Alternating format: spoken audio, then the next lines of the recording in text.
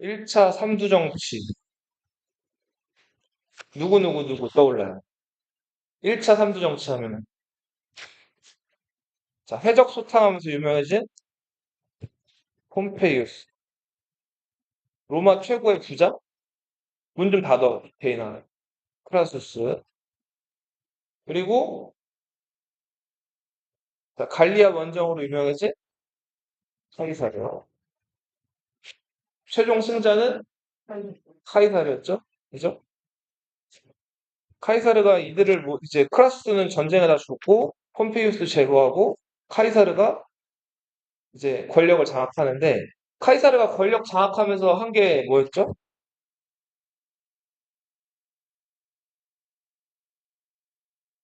복대관에 취임을 하죠. 근데 이때 임기를 6개월에서 10년으로 늘렸다가 어떻게 해요? 종신, 평생으로 늘리죠. 그랬다가 카이사르가 어떻게 되나요? 암살되죠. 어디서 암살됐죠? 원로원 회의장에서 암살됐죠. 그죠? 자, 카이사르가 암살되고 나서 카이사르 유언장에 적혀 있던 인물 누구였어요? 옥타비아누스였죠. 카이사르 누나의 외손자였던 관계는 좀 멀었지만 옥타비아누스가 떠오르게 되고 레피두스라는 인물 그리고 카이사르의 오른팔 안토니우스. 자, 처음에는 안토니우스가 로마 군대를 장악했기 때문에 훨씬 더 유리했는데 문제는 안토니우스가 정신이 딴 데 팔렸죠. 네. 여자한테 정신이 팔렸어요. 누구한테 정신이 팔리죠? 클레오파트라한테 빠져버리죠. 그래서 결정적일 때 악티움 해전에서 옥타비아누스와 그의 친구이자 오른팔이었던 아그리파, 안토니우스와 그의 애인 누구예요? 자, 전쟁이 비등비등한 상황이었는데 클레오파트라가 그냥 이집트로 돌아가 버렸다 그랬죠. 안토니우스도 그거 따라갔고. 자, 그래서 악티움 해전에서 어처구니 없이 둘이 돌아가게 되면서 둘 다 제거를 당했죠. 그리고 나서 옥타비아누스에 의해서 사실상 뭐가 시작되죠? 황제가 지배하는 제정 로마가 시작되죠. 옥타비아누스는 황제 취임하라는 주의의 권위에도 불구하고 자기는 제1의 시민임을 얘기했어요. 프린 캡스. 그리고 원로원이랑 사이가 좋았죠. 그래서 원로원으로부터 아우 구스투스라는 칭호를 받았죠.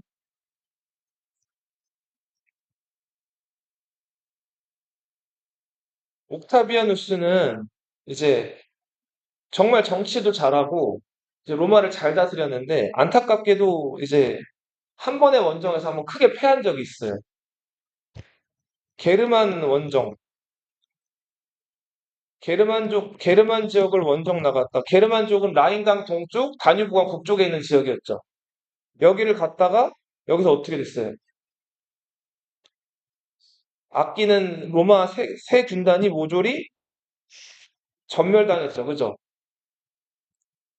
바루스 총독은 여기서 전사했고요. 자, 그래서 이때부터 로마는 팽창이 어느 정도 멈추게 되죠. 그죠? 그리고 옥타비아누스가 다스리던 시절에 이제 로마가 이스라엘 지역을 장악을 하는데 그 기원전 4년 누가 태어나죠? 예수. 예수가 탄생하죠.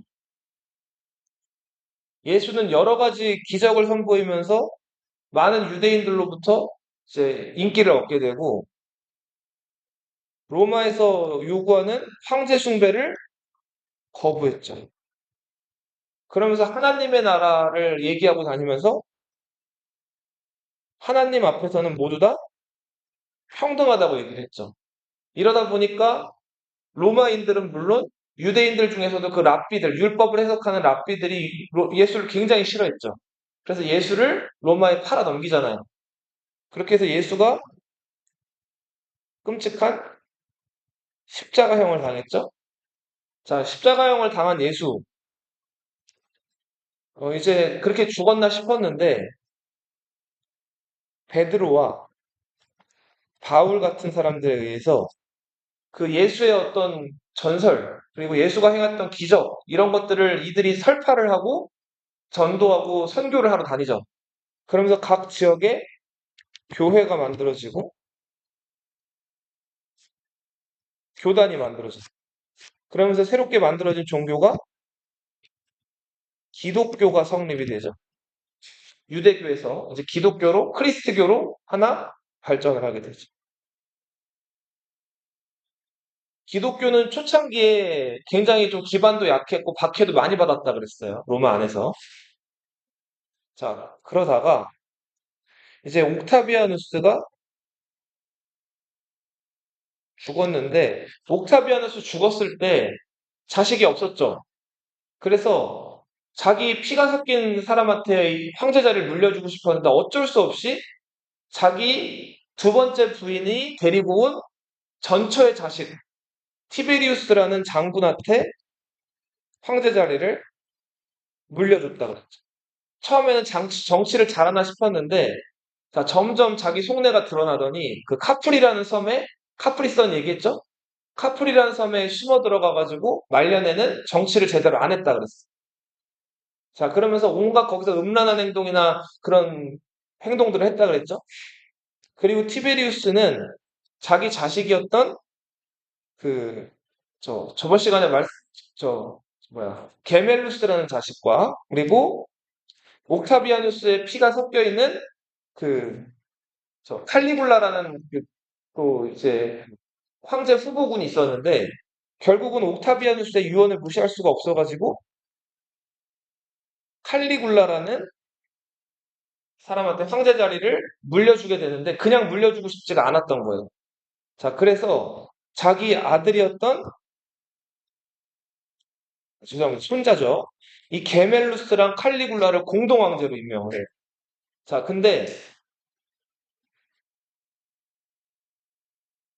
칼리굴라는 이거 용납할 수가 없었고 자, 자기한테 황제 자리를 고스란히 안 주는 이 티베리우스가 원망스러워서 티베리우스가 자고 있을 때 어떻게 했다 그랬어요?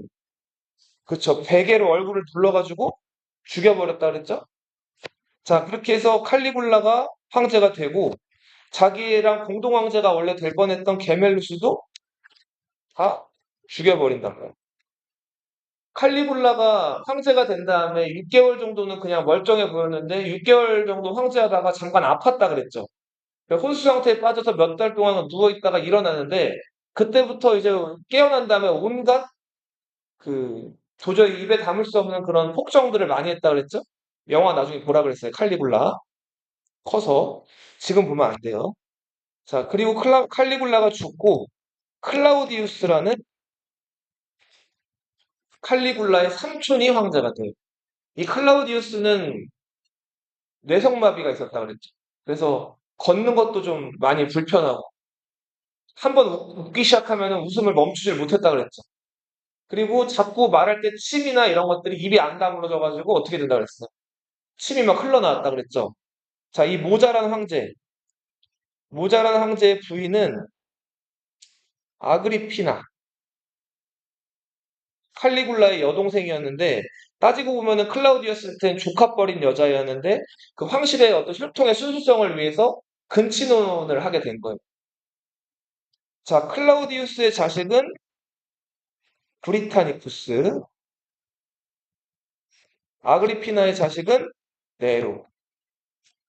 아그리피나는 자기 아들 네로한테 황제 자리를 물려주려고 자기 남편 클라우디우스를 어떻게 했어요? 그쵸. 독살을 했죠. 버섯 요리 좋아하는데 거기다 독 탔는데 먹고 좀 토해서 안 죽으니까 그쵸. 그 깃털에다가 독을 묻혀가지고 깃털 넣어서 토하려고 할 때 그 독이 중독이 돼가지고 죽게 됐다 그랬죠. 자, 그리고 자기 아들 네로를 마침내 황제로 올려요. 근데 자꾸 자기 아들 네로한테 이렇게 저렇게 간섭을 하니까 네로가 이제 점점 이제 짜증을 내다가 자기 엄마 아그리피나를 어떻게 해버렸어요? 죽여버렸죠. 그리고 자기 배다른 동생 브리타니쿠스도 죽여버렸죠. 이 네로는 이제 폭군이었죠. 특히 네로는 이제 뭐 박수부대 데리고 다니면서 자기 노래하는 거라든지 시 읊는 거 사람들한테 막 이렇게 박수를 막 유도해 가면서 자기가 마치 뭐가 아이돌이라도 됐냐 이렇게 행동하는 것들을 즐겼는데 문제는 거기서만 끝난 게 아니라 자기 마음에 안 드는 사람들은 막 무자비하게 죽이기도 하고 막 수치스럽게 행동을 했단 말이에요. 그리고 로마에서 불이 많이 났을 때 어떻게 했어요? 그죠? 로마에서 불이 났을 때 이거를 이제 로마가 너무 많이 타가지고 사람들이 이제 황제나 귀족들을 원망할 거를 우려해가지고 당시 로마에서 조금씩 자리를 잡아가고 있던 그 기독교도들한테 책임을 떠넘겼죠. 기독교도들이 그 로마 시내에 불을 질렀고 그리고 로마 사람들이 먹을 우물에다 독을 탔다. 이런 거짓 소문을 내가지고 죄 없는 크리스트교, 그러니까 기독교를 믿는 사람들을 잡아다가 다 어떻게 했어요? 죽여버렸죠. 기독교 박해를 저질렀죠. 이때 수없이 많은 그 기독교도들이 막 십자가에 매달리고 십자가에 매달린 거로 끝이 나지 않고 막 거기서 매달린 상태로 화형을 당하기도 하고 그리고 원형 경기장에 들어가서 막 맹수랑 싸우다가 비참하게 죽어가기도 하고 이 기독교도들이 많이 죽었단 말이에요. 이때 로마에 있던 예수의 수제자 누구예요? 베드로가 이 박해를 피해가지고 로마를 떠났죠. 나오는 길에 누구를 만났어요? 그쵸. 십자가를 지고 로마로 다시 돌아가고 있는 예수를 만났죠. 그래서 베드로가 뭐라고 얘기했죠? 예수한테? 그치요. 주여 어디로 가십니까? 꼬바디스라고 도미네를 물어봤죠. 그랬더니 예수님이 뭐라 그랬죠? 그쵸. 십자가를 다시 지러 간다는 거예요. 그 한 번 매달리기도 굉장히 고통스러웠던 십자가를 예수님이 어떻게 한대요? 두 번 지러 간다는 거예요. 베드로가 여기서 느낀 게 있어가지고 다시 어떻게 했어요? 로마로 유턴했죠. 그리고 베드로의 최후는 로마인들에게 잡혀가지고 뭐를 당하죠? 예.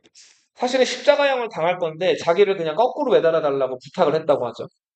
예수님이 그 겪었던 것보다 더 고통스럽게 자기는 죽겠다 그래가지고 그렇다고 하네요. 피가 이제 아래로 몰리니까. 예.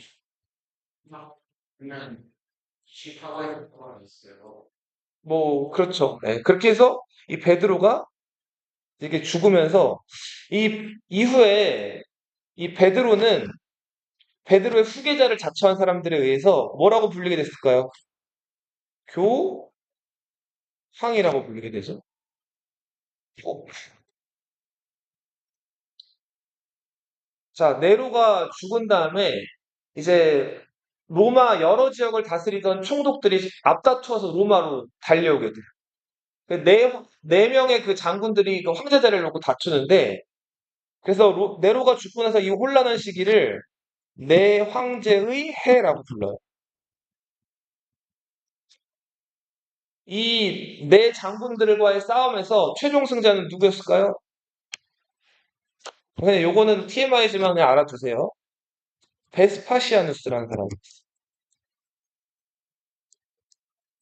이 베스파시아누스는 당시에 뭘 하고 있었냐면 아들이 나중에 이 아버지를 위해서 또 황제가 되는데 티투스랑 함께 뭘 하고 있었을까요? 유대인 반란을 진압하고 있었어요.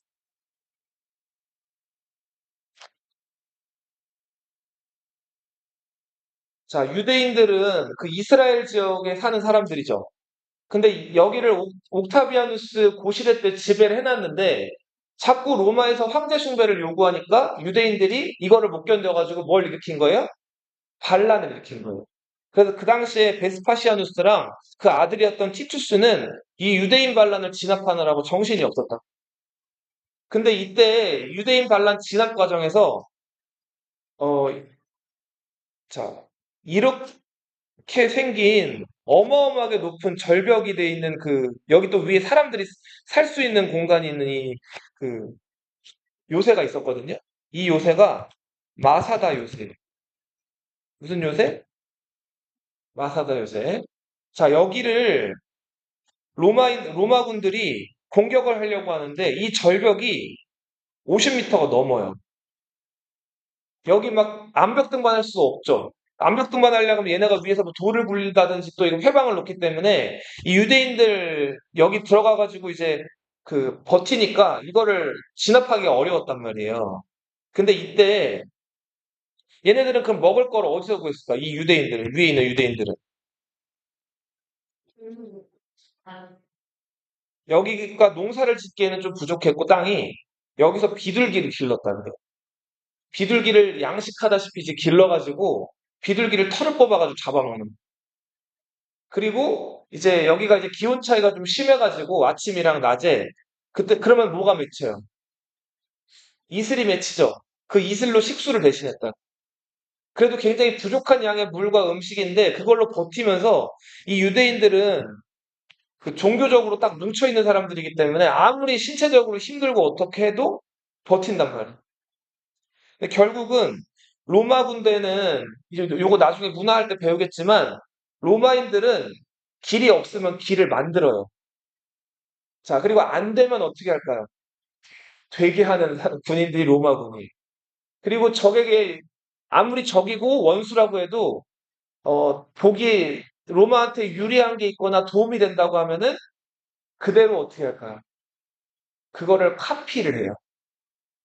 예를 들어서 예전에 카르타고랑 싸울 때 카르타고 군대가 이 페스랑 같은 것들을 로마 배로 이렇게 던져가지고 이 갈고리를 걸어서 이제 로마 배를 끌어당긴 다음에 싸우는 전술, 이걸 까마귀 전법이라고 하는데 이런 것들을 쓰는 걸 보고 로마가 그대로 그 전술을 막 따라하기도 한단 말이에요.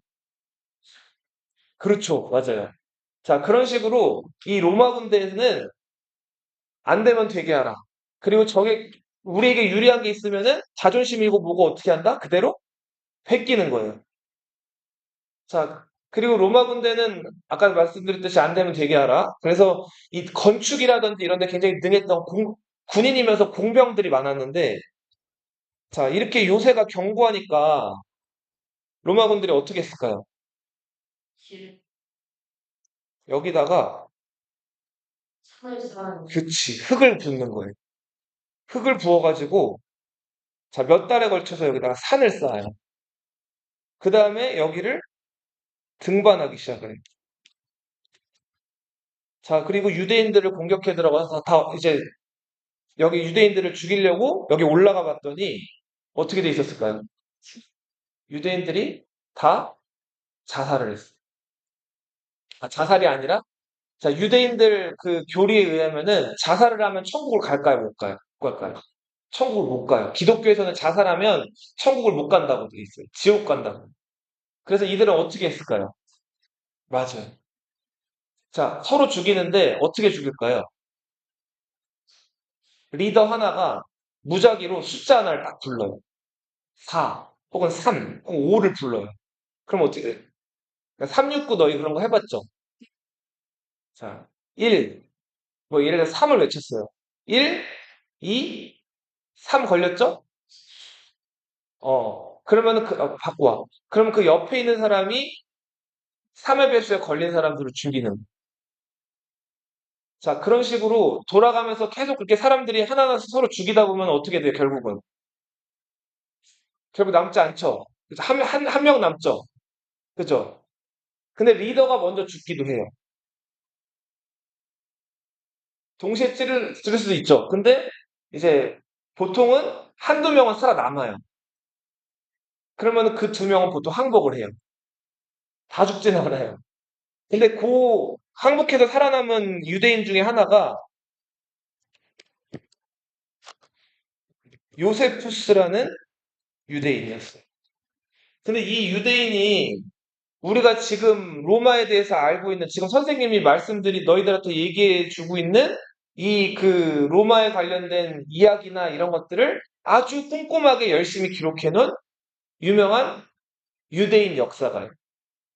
그래서 이 사람 하나를 어떻게 잘 살려가지고 그 기원 전후에 유대인들 반란 일어났을 때 그 로마군이 유대인들을 침략해가지고 어떻게 죽이거나 어떻게 지배했는지에 대해서 명확하게 기억해놨어. 많이 이제 기록을 해놨죠.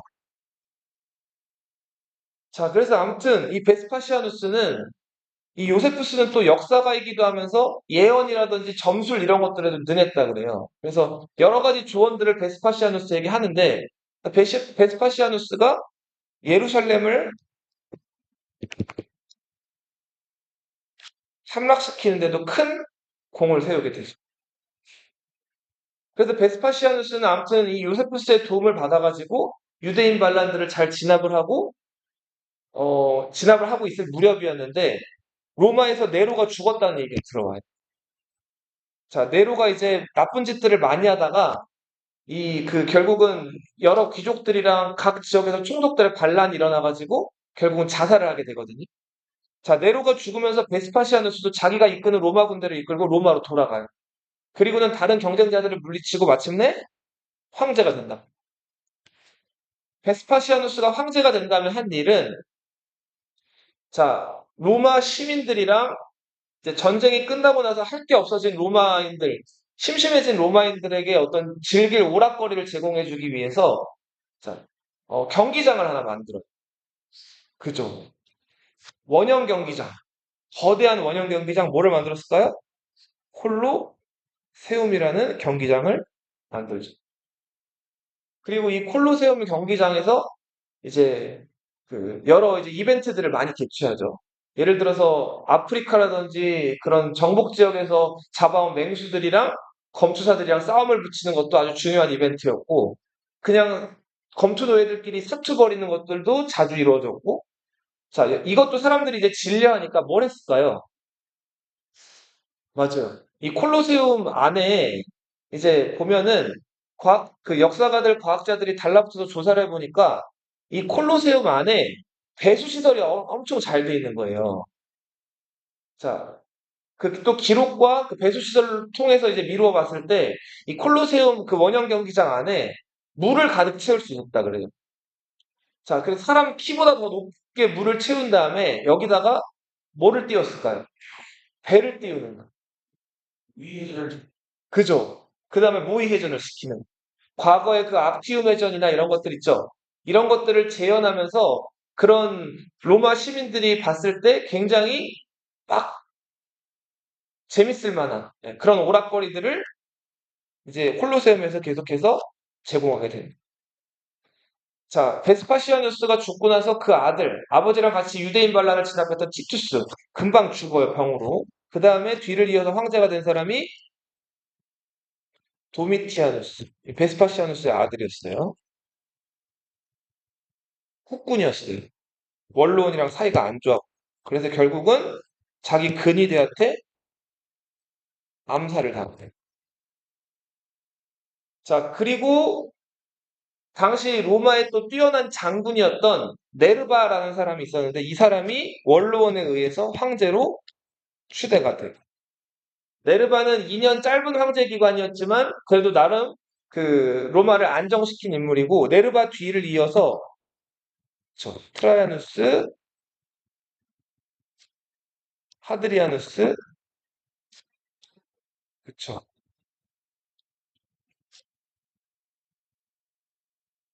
안토니우스, 피우스, 안토니 누스네요. 네. 그리고 마르쿠스, 아우렐리우스. 자, 이 황제들 몇 명이죠? 하나, 둘, 셋, 넷, 5명. 몇 명이죠, 황제? 5명이죠. 이 황제들이 다 정치를 아주 아주 잘했어요. 그리고 넓어진 로마를 체계적으로 세금도 잘 거두고 통치를 잘했단 말이죠. 네? 그죠. 그래서 요 시대를 오현재 시대라고. 자, 그래서 이 지중해 주변이 이때는 큰 전쟁도 없고 평화로웠기 때문에 평화의 로마 해가지고 이 시대를 뭐라고 부른다? 팍스 로마나라고.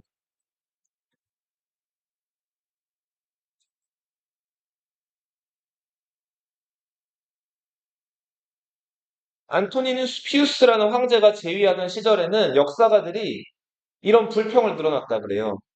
너무 세상이 평화로우면 이렇다 기록할 만한 게 있어요, 없어요? 없죠. 전쟁도 없고, 뭐도 없고, 너무나 평화로우니까 기록할 만한 게 없다고 불평을 늘어났을 정도로 배부른 소리죠. 정말로 평화롭고 로마가 잘 나갔던 시절. 자, 근데 요 이후에 그리고 또 이제 마르쿠스 아우렐리우스라는 황제 그리고 요 앞에 이제 안토니누스 피우스 하드리아누스 요 황제 때는 교재 보시면은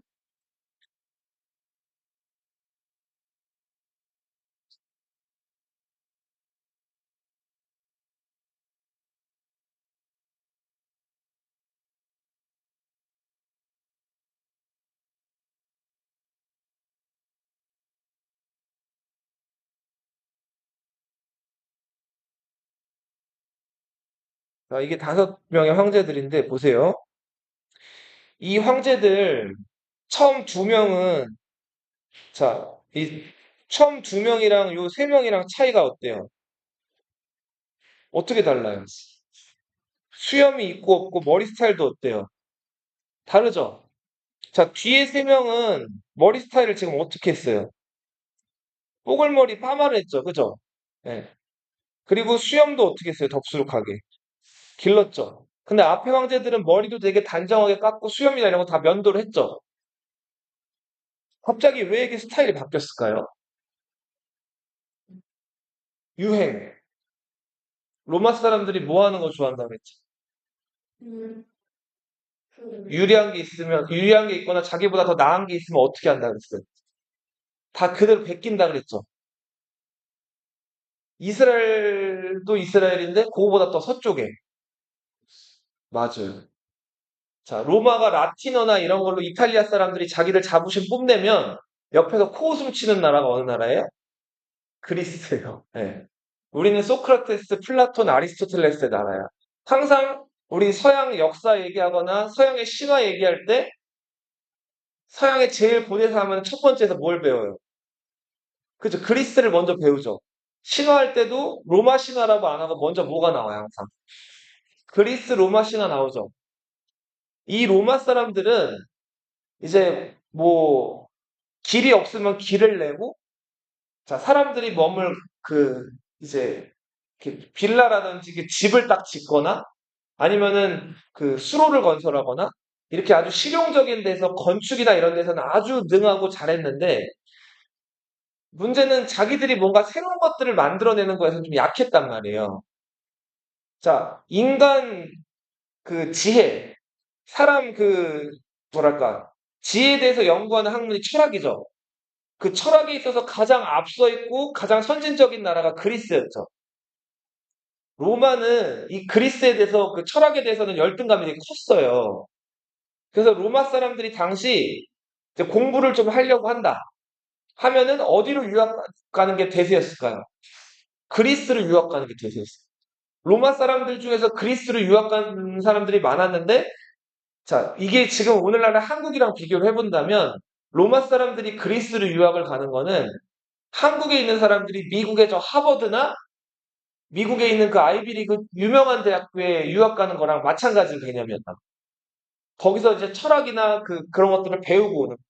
그래서 이게 아무튼 당시 로마 황실에도 영향을 줘가지고 로마 황제들도 그리스 철학자들처럼 머리 스타일이나 수영 같은 것들을 흉내를 내기 시작을 해요. 그리고 그 중에서도 이 마지막 오현제의 마지막이었던 이 마르쿠스 아우렐리우스라는 황제는 본인이 뛰어난 정치가이면서 또 철학자이기도 했어요. 그 마르쿠스 아우렐리우스가 남긴 유명한 그 철학 저서가 명상록이라는 책이에요.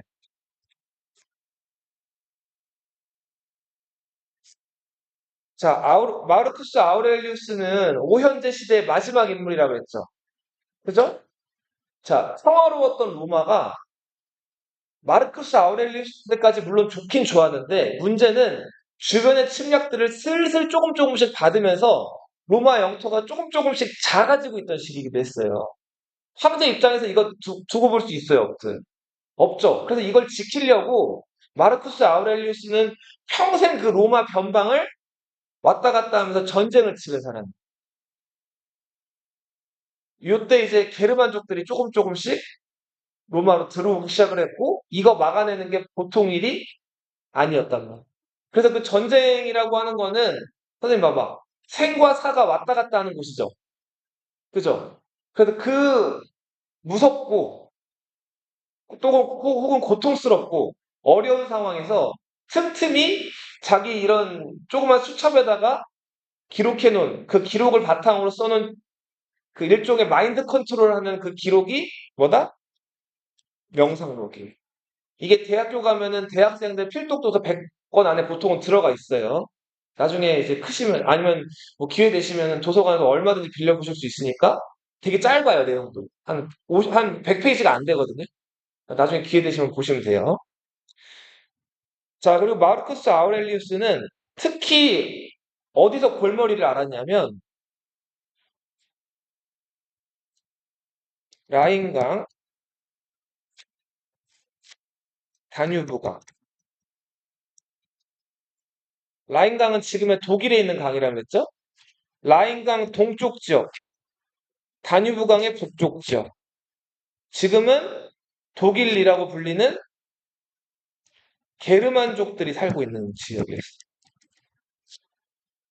이 게르만족들이 자꾸 요 마르크스 아우렐리우스가 다스리던 2세기 후반에 이 로마 영내로 들어오려고 하는 거예요. 그래서 이런 것들을 제압하려고 마르크루스 아우렐리우스가 여기 게르만족들이 사는 곳으로 들어가서 엎치락 뒤치락 하면서 전쟁을 끊임없이 치렀어요.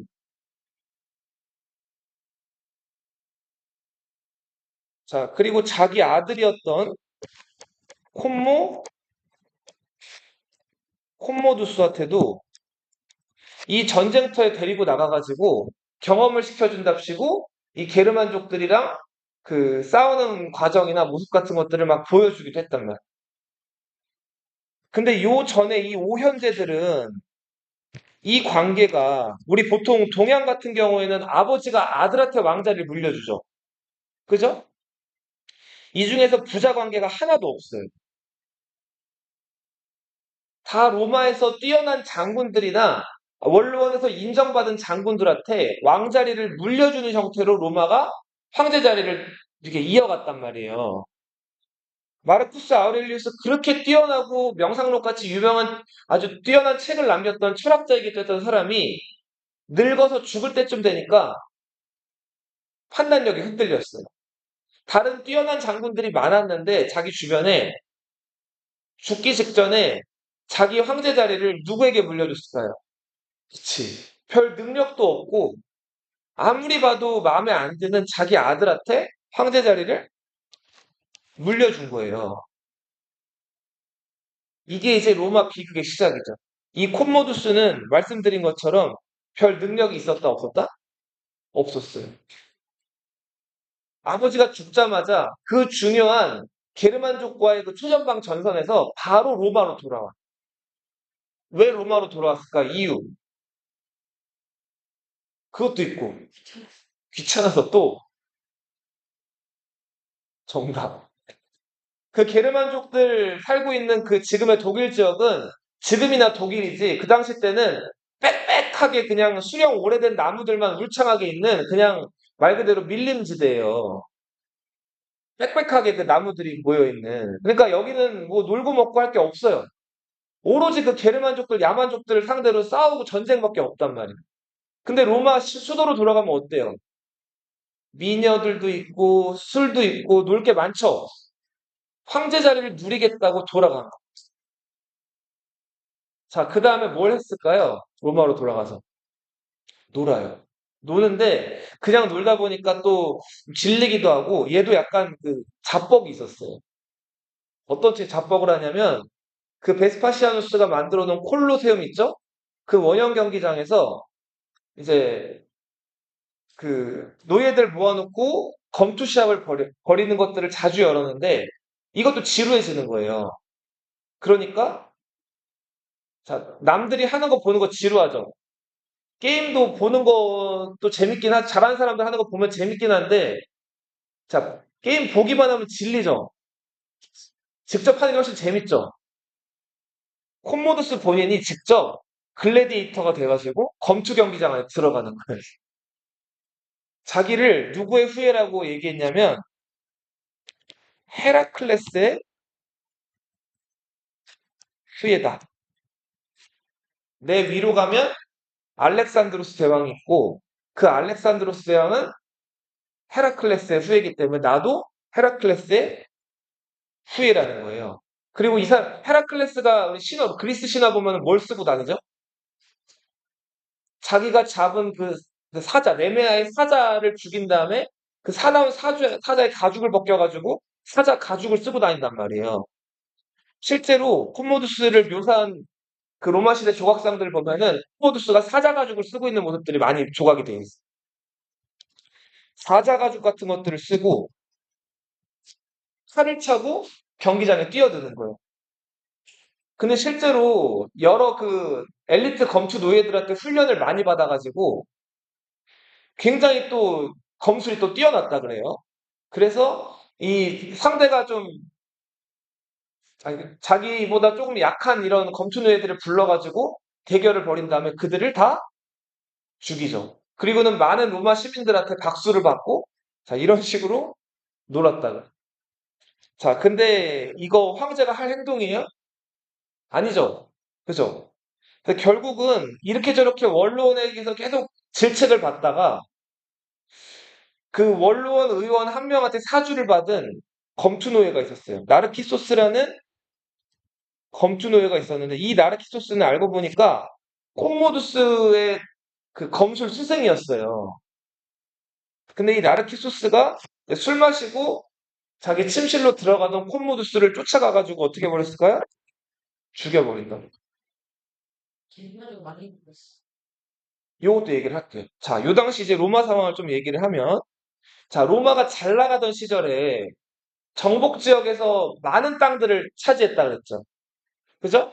그 땅들을 우리 뭐라고 부른다 그랬죠? 라티 푼디움이라고 한다 그랬죠. 이게 대농장이에요. 이 라티푼디움은 로마 귀족들 소유면서 이거를 어떻게 경영을 했다 그랬죠? 맞아요. 요거를 정복 지역에서 들어온 노예를 이용해가지고 이 넓은 농장들을 귀족들이 운영을 했단 말이에요. 포도 농사도 짓고, 밀 농사도 짓고, 올리브 농사도 짓고. 근데 문제는, 자, 2세기 넘어가면서부터 로마가 점점 점령 지역들이 넓어지다 보니까 방어할 때 비용이 너무 많이 들죠. 그러면서 각 지역에서 이민족들이 조금 조금씩 이걸 이제 쳐들어오게 되면서 점점 땅덩어리가 약간씩 줄어들어요. 근데 땅이 줄어드는 것보다 더 급속하게 줄어들었던. 더 이상 정복 지역이 늘어나지 않았다 그랬죠. 그러다 보니까 정복 지역이 줄어들다 보니까 모두 줄었을까요? 노예 숫자가 줄어들게 된 거예요.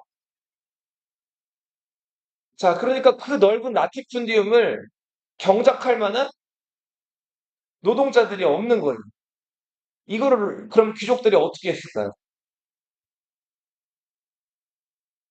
이거를 버려둘 수는 없고, 자, 로마가 지금 적대시하고 있는, 근데 한편으로는 그 추운 지역에서는 살고 싶지가 않으니까 로마로 들어오고 싶어 하고 있는, 어떻게 보면 로마의 적이라고 할 수 있는 누구? 이거를 게르만족에게 맡기기 시작을 해요. 이 게르만족이 로마 군대랑 치열하게 싸우기도 했지만 한편으로는 로마 문화라든지 로마의 그 풍요로운 것들을 동경해가지고 로마로 자꾸 들어오고 싶어 했는데 자, 칼만 들면 언제든 로마 군대를 찌를 수도 있는 적이라고 할 수 있는 게르만족들을 말 잘 듣는 애들을 이제 돈을 줘가면서 라티푼디움을 경작하게끔 만드는. 자, 그래서 많은 게르만족들이 2세기부터 점차 로마로 어떻게 되기 시작했다? 그쵸. 들어오긴 들어오는데 한 번에 우르르 들어온 게 아니라 스며들기 시작하는. 이때 이제 스며들어왔던 외부 지역의 게르만족과 같은 그런 야만족들을 가리켜서 로마 사람들은 콜로누스라고 불렀어요. 뭐라고 불렀다고요? 콜로누스. 이거를 우리말로 번역을 하면 부자유 소장농이라고. 좀 어려운 말이죠. 부자유는 뭐예요? 부자유. 자유가 없다는 거죠. 네. 소작은 뭐죠? 소작? 작은 농사를 짓는다는 거고 소작이 뭘까요? 소작. 체이가 땅을 가지고 있어요. 자, 그래서 자기 땅을 농사 지어가지고 자기 땅에서 나오는 농산물로 생활을 해요. 자작농이라고. 자기 땅에 있는 그 땅을 농사 짓는 농민들을 뭐라고 부른다고요? 자작농이라고. 근데 자기 땅이 없어가지고 남의 땅을 빌려가지고 농사를 지은 다음에 거기서 나오는 쌀이나 밀을 주인한테 일정량을 갖다 바치고 일정량은 자기가 가지는 남의 땅을 빌려가지고 농사 짓는 농사꾼들을 뭐라고 부른다? 소작농이라고 부른다. 이 콜로누스들, 외부 지역에서 들어온 게르만족과 같은 콜로누스들을 뭐라고 불렀다고요? 부자유 소작농. 이들은 왜 부자유했냐면 한번 어떤 로마 귀족의 땅을 경작을 하게 되면 다른 땅은 경작을 못해요. 그 땅에 매여야 된단 말이에요. 그래서 왔다 갔다 자기 마음대로 이 땅 저 땅을 경작할 수가 없고 한 주인의 땅을 경작하기 시작했으면 그 땅만 빌려다가 경작할 수가 있어요. 그 이들을 부자유 소작농이라고 불렀고 이들이 이제 훗날 뭐라고 불리게 되냐면 농노라고 불립니다. 뭐라고 불린다고요? 농노. 서양의 중세 시대에 존재했던 썰프라고 불리는 농노라고 불리는 것들의 기원이 된다. 그래서 아무튼 로마는 점점 그 넓은 제국이 관리가 슬슬 안 되기 시작을 한답니다. 그리고는 암적인 존재들, 라틴족이 아닌 게르만족이나 외부에 있는 여러 민족들이 로마로 스며들기 시작을 했어요. 자, 이러고 있을 때 로마 군인들, 그 넓은 로마 땅덩어리를 유지하려면 국방력이 중요하죠. 이 로마 군인들이 점점 권력화가 되기 시작을 해요. 그래서 로마 군사령관들이 군대를 움직일 수 있는 힘을 가지고 있다 보니까 점점 중앙정부의 말을 안 듣고 자기들이 각 지역에서 세력을 조금씩 키우기 시작을 한다. 그러다가 힘을 많이 모은 로마 군인들끼리 힘을 합쳐가지고 로마를 공격해 들어오는 사건이 반란이 일어난 거죠. 그리고는 자기가 로마 황제에 오르게 돼요. 군인 황제 시대. 무슨 시대? 234년부터 284년까지 로마에서 군인들이 황제를 하다 했어요. 50년 동안 22명의 황제가 오르락 내리락 해요. 어떤 황제는 재위한 지 한 달도 안 돼가지고 부하의 쿠데타로 죽임을 당하고 황제 자리에서 밀려난 황제들도 있었어요. 그쵸? 다 기록이 있습니다. 자, 그래서 이 시기는 로마가 급격히 혼란한 시기였어요. 이 시기 때 외부 민족들은 더 로마로 많이 유입되기 시작하고 심지어는 이제 그 농사만 지으러 들어오는 게 아니라 이 사람들이 그 여러 그 군인들이 데리고 있는 로마 군단으로 편입이 되기 시작해요. 자, 이들은 어떻게 보면 로마의 적들이잖아요. 근데 그 로마의 적들이 어디로 들어오기 시작했다고요? 로마 군으로 들어오기 시작했어요. 그러니까 적에게 로마의 국경을 이제 방어하게끔 맡기는 상황이 진행이 된 거예요. 자, 이 군인 황제 시대를 종식시킨 황제는 디오클레티아누스 황제.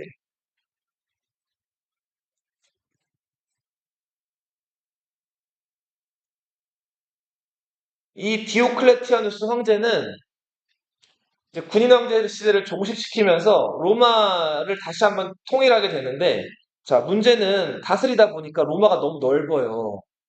이거를 지금 황제 한 명이서 다스릴 수 없다고 판단을 한단 말이에요. 그래서 로마를 어떻게 했을까요? 나눠. 로마를 네 개로 나누게 돼.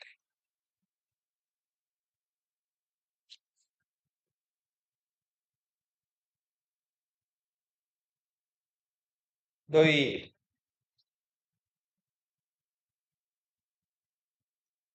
어, 이런 블럭들로 막 내려가지고 한 줄씩 없애는 게임 들어봐. 뭐죠?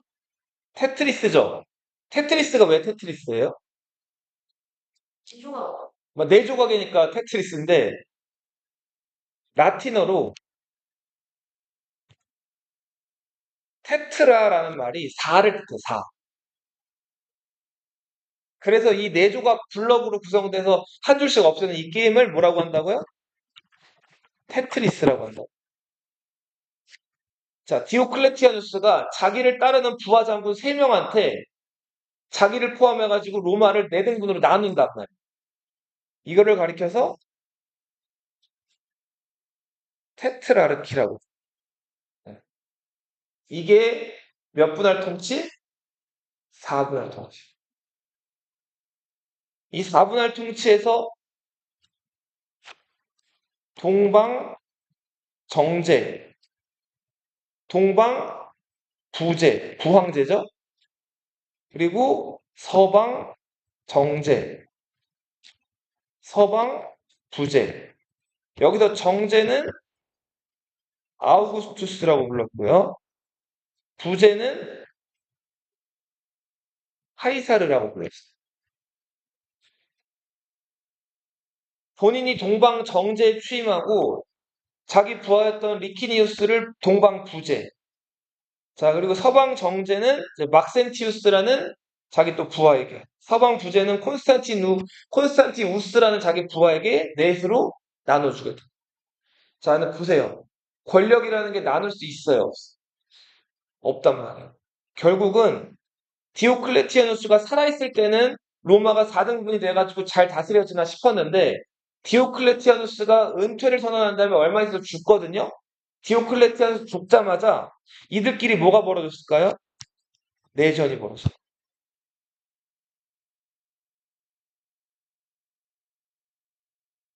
자, 그래서 이 내전 끝에 최종 승자는 콘스탄티누스 황제였어요. 대제라고도 하죠.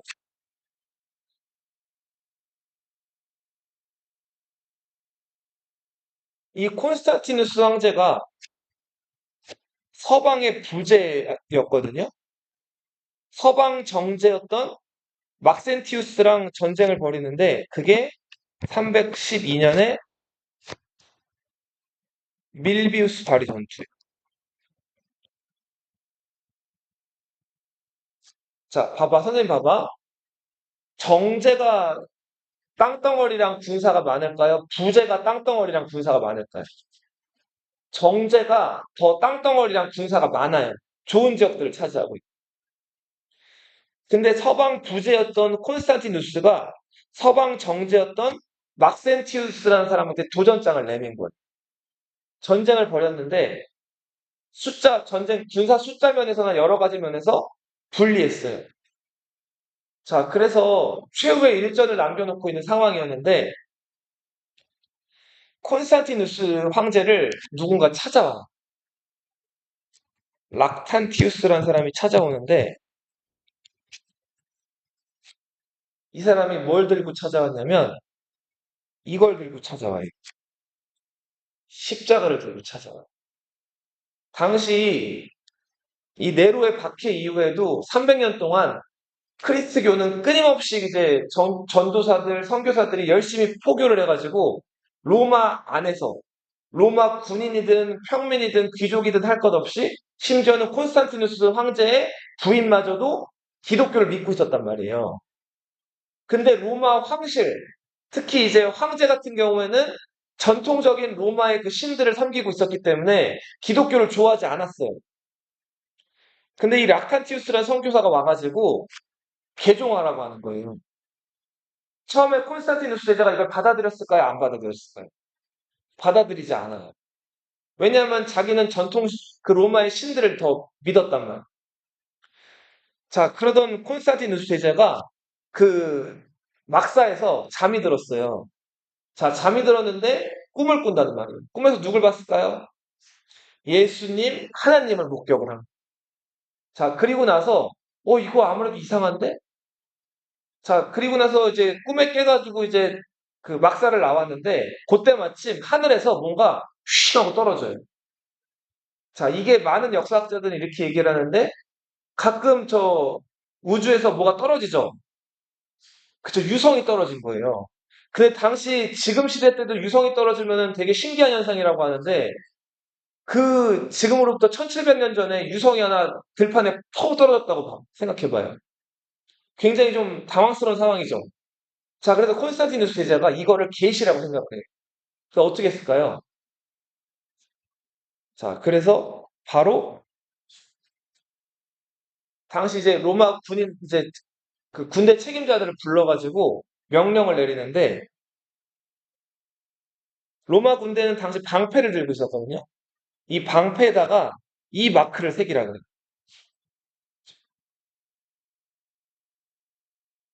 이게 나중에 성당 같은 데 가면 이 마크를 자주 볼 수가 있거든요. 이게 그냥 X랑 P를 합쳐놓은 것 같죠? 그죠? 근데 이 X가 그리스어로는 카이라고 읽어요. 카이. 뭐라고요? 카이. 그리고 요 P는 로라고 읽어요. 로. 그래서 요 XP를 카이로라고 읽어요. 뭐라고요? 이 카이로는 뒤에 이제 쭉 나오는데 요걸 읽으면은 그리스도예요. 카이로가 뜻하는 게 뭐라고요? 그리스도. 자, 그래서 우리는 그리스도의 군대다 해가지고 이 방패에다가 카이로 문자를 새긴 거예요. 부하들이 막 반발해요. 나는 저 마르스 신을 믿는데요. 전쟁의 신 아레스예요. 나는 저 주피터 신을 믿는데요. 제우스. 자, 이런 신들을 믿는데 나는 기독교 신을 섬길 수 없다고 군인들 몇 명이 반발하는데 콘스탄티누스 대제가 이거를 강제로 여기다 방패에다 칠하라고 한다. 자, 근데 이게 효과가 좀 있었어요. 로마 군대 안에서 기독교를 믿는 군인들이 많았기 때문에 이때부터 사기가 많이 올라가게 돼요. 자, 그래서 이걸 그려서 그랬는지는 모르겠는데 아무튼 밀비우스 다리, 로마 근교에 있는 밀비우스 다리를 놓고 막센티우스 군대랑 콘스탄티누스 대제 군대가 맞붙어 싸우게 되는데 숫자가 훨씬 부족했음에도 불구하고 사기가 많이 올라갔어요. 콘스탄티누스 대제 군대. 당시 이 막센티우스는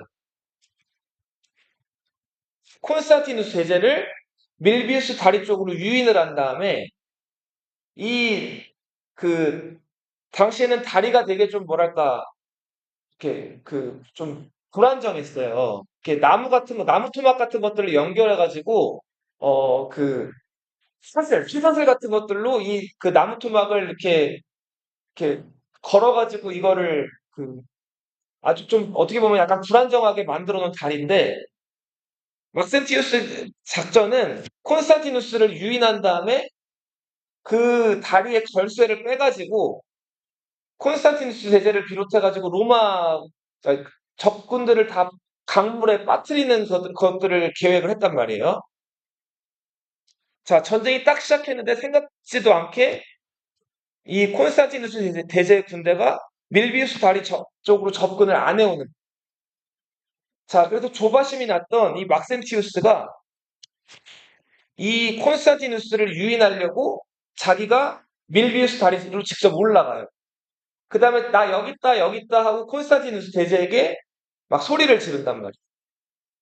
자, 이때 콘스탄티누스 대제가 자기가 직접 나선 게 아니라 자기 부하들을 보내요. 자, 별로 튼튼하지 않은 다리인데 여러 군인들이 갑자기 들이닥치니까 자, 그 다리가 원래도 좀 부실했는데 걸쇠를 약간 빼놓고 있다가 적을 유인한 다음에 이거를 이제 당겨가지고 침몰시키려고 했는데 아무튼 이 맥센티우스가 적을 유인하려다가 그 다리 위에 서 있다가 자기가 어떻게 했을까요? 자기가 자빠져서 강물에 빠진단 말이에요. 그렇게 해서 다소 어처구니 없이 이 막센티우스라는 황제가 죽게 되죠. 자, 그러면서 밀비우스 다리의 전투에서 콘스탄티누스 제제가 승리를 거두게 되면서 이 로마의 서쪽을 이 황제가 모두 차지하게 된다. 요거부터는 다음 시간에 더 얘기할게요.